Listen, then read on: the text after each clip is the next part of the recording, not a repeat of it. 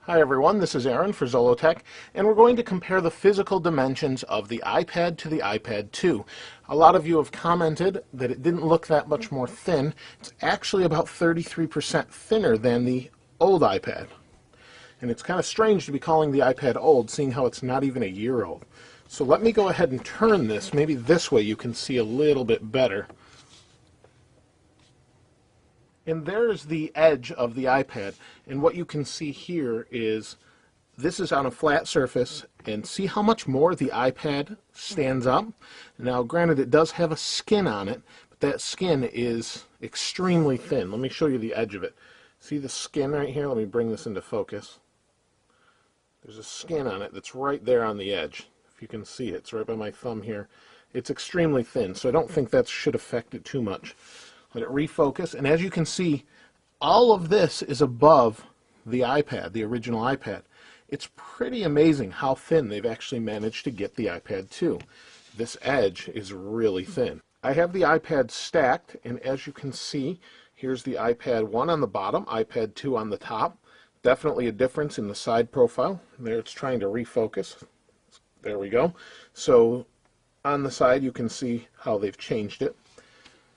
It's really amazing how thin this is and how it feels in your hands. Let's take a look at the bottom of it. So here you can see the bottom. The plug for the iPad adapter or the iPhone adapter, whatever you want to call it, your 30-pin dot connector, is kind of at an angle here, while it's straight on the iPad 1. Now these blue splotches are actually left over from the Apple case onto the Zag. It's from this case that Apple makes, left over. It actually makes some marks onto the cover here. So that's what the blue is. It's nothing else other than that. It's left on the Zag cover. So let's go ahead and take a look at the back here. The back on the iPad 2 is flat. This one is actually curved on the iPad 1. And again, this blue is left over from that case. So the iPad 1 is curved and does not sit flat, while the iPad 2 sits completely flat, as this is a flat back. The speaker you can see is here on the iPad 2, while it is down here on the iPad 1. Let's go ahead and turn it to the side a little bit. You can see here, it's kind of difficult to handle these, but you can see the difference between the two. The iPad 2 has the switches in the volume rocker and either the anti-rotate or silent switch, depending on what you want it to be. Now on the iPad 2 they are kind of on an angle, a little bit more difficult to get to, I might add also. On the back, again, we have the camera, and on the top, see how you can see the switch? Again, this is the sleep wake button is at an angle on the top. Pretty interesting. And on here we have a microphone, I'll point out until we bring the iPad 1 up here. So on the iPad 1 we have our sleep wake button and our 3.5 millimeter headphone jack, and you can see those on the iPad 2 as well. On the other side we don't have anything else, and on the front, again, we have our forward-facing camera on the iPad 2. Really not a whole lot of difference other than that. Honestly, as much as I like the thinness of the iPad 2, this iPad feels a little more sturdy or rigid to me. Maybe it's just because it's more or thicker and feels more substantial and is a little bit heavier. I don't know. The iPad 2 definitely feels rigid and sturdy. It's so thin, it almost makes me feel like I'm going to break it. Sort of like a MacBook Air does. That doesn't mean they're not strong. It just sort of feels that way, or maybe it's deceptive because of how thin it really is.